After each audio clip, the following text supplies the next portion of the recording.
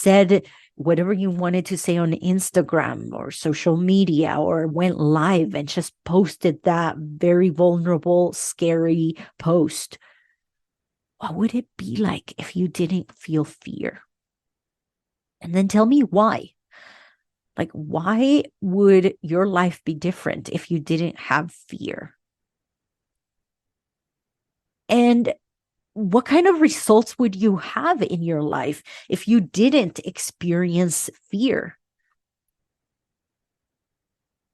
Can you think of what you would create in your relationship, in your parenting, if you weren't afraid that your kids are getting sick and that your kids are being exposed to the sunlight? Oh my gosh, the other day I was looking at some comments in like my schools, and this parent was saying, he was making sure that the teachers reassured and reinforced having the kids put sunblock on. These are teenagers, okay? And this parent was afraid that if the teachers didn't remind her kids of putting sunblock, that her kid was going to end up having skin cancer. What if you believed that your son or daughter, that your children are wise enough, that they know what they're doing? What if you just trusted that they're going to be safe, that they're going to be healthy? What if you just trusted that the teachers know what they're doing, that they're going to be okay, instead of feeding into the fear? What would that result in? What would the relationship with your children result in? Okay. All these questions are just so you can start digging through the beliefs that you have right now. So, because unless you see those beliefs, you can't change them. So these are all opportunities for you to start seeing what is really underneath and behind that fear. What is really stopping you from going for what you really want? And then I want you to think of a reason why you might want to keep feeding into this fear. This is where you get to dig into, why is it that you kind of get excited about being in fear? Why is it that you find it comforting being in fear and say no, and not going for that promotion, not walking through that door, not saying yes to that relationship, not saying no to that relationship? Why is it that you feed into the fear, that you're using fear as a comfort zone, as a comfort, like as a blanket, as a pacifier? Because you are. Let me tell you that you are. You're using it to comfort yourself. You're using it because some part of you feels good being using the fear as your comfort. So what is it that what is a real reason that you're using this to keep you safe? Why is it that you like it? And I know this is going to like be like, oh, really vulnerable. And your first reaction might be like, no, I hate it. I hate being like this. But imagine, what if you did like it? Why would it be that you like feeding into this, indulging into the fear? Okay. And then what might it cost you if you didn't feed into it? Because the reason why you're staying in this fear, in this overwhelmed, in this anxiety, and you keep using it as a way to not move forward, not take action, is because you think that if you do, you might lose something. It could be, okay, if I set up boundaries, if I say no, then I might lose this relationship, or my husband might get mad, and then we're going to have an argument, and then that's going to take into my time and my routine, because then now I'm going to have to do more things. Like, right, we have all these things, all these stories that we tell ourselves that to excuse why we indulge in these emotions. So I want you to think, what do you think it's going to cost you if you stopped feeding into fear, if you stopped using fear as a reason to not do things? Because this will tell you the real reason why, your real belief into why it is that you're not taking action, why it is that you're not leaving that relationship, because you think it might cost you what? What will you lose? What will you, um, how will it hurt you? I want you to look at that, because that's the excuse you're giving yourself. And then now I want you to think about, now I want you to start shifting things. Okay. I want you to start shifting things into, okay, now that I see all the beliefs, now that I see what's stopping me, I want you to start coming up with ideas. I want you to start coming up with things that you can do to help you get out of there, give you control, empower you. And one thing that I want to tell you is, like, I know I don't want you to get rid of fear. You're going to experience it. And I've said this before so many times. You're going to experience it throughout your entire life, because fear is a sign that you're progressing, that you're venturing, that you're going into the unknown, that you're growing. So it's a good thing. You want to experience fear. And I don't want you to get rid of it. I don't want you to change your thoughts so then you don't feel fear. I just want you to use fear as a way to empower you and just to feel a human emotion, feel your emotions, and empower you to grow and take action.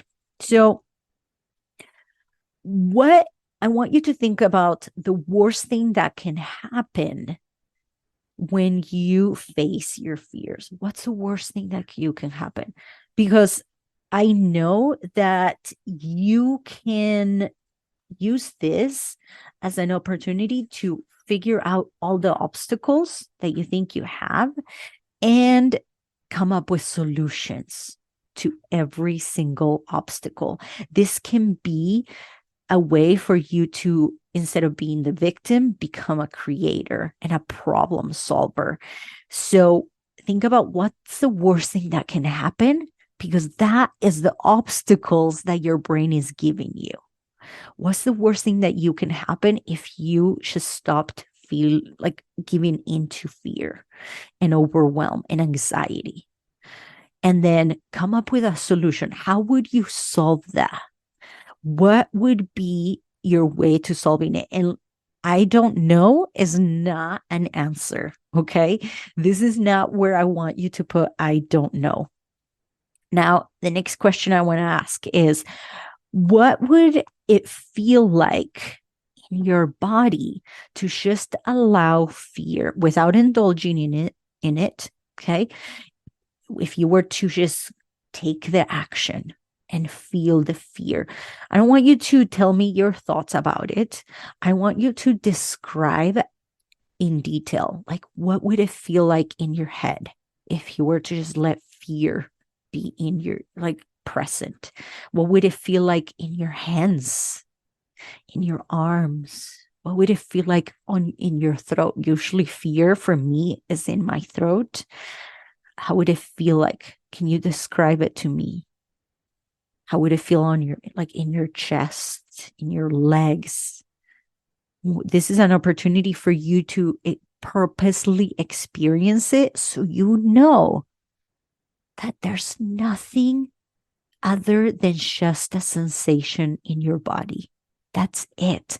That is really the worst that can happen if you just let fear be. It's when we react or we don't act that's what happens. That's when fear takes over our lives, right? The next question is, and I'm just pulling it up here.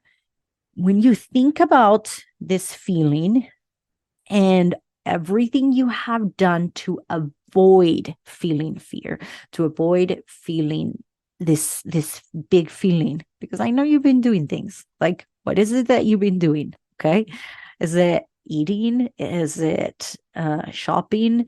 Is it going like texting your friends or binging on material, consuming? What is it that you are doing to avoid feeling your emotions? I want you to list of the things, list everything you have been doing so you don't feel this emotion, so you don't take action, so you don't leave the relationship, or so you don't speak up, or so you don't do the things you need to do. What is it that you've been doing? You are consuming so much energy avoiding this, right? What if you were to use that energy to actually take action instead? Just notice that you're consuming energy either way. One is to stop and resist or indulge, and the other one is actually conducive to growth, to movement, to progress. Whereas indulging in it and stopping it and resisting it is just keeping you stuck, safe, and in the cave. And the analogy of the cave is like when we were back then, like, right, our primitive human being was had to be make a decision when danger was confronted, right? When we're confronted with danger, the cavemen had two choices: to either fight the fear, like fight the big bear, fight the big animal, or run into the cave. But when we stay in the cave, we'll end up starving because we can't go out and get food and do things that we get what we need, right? So that's what I mean by when you're in the cave, when we're stuck there, when we're not progressing. Okay. And then I want you to think about, what were you willing to feel? How are you willing? If you were willing to feel this emotion without fear, like without giving into it, how might you act differently in your life? What might you do differently if you were to just let this fear, this vibration go through your body? What would you do differently? Would you just do that? And just notice that that is an option.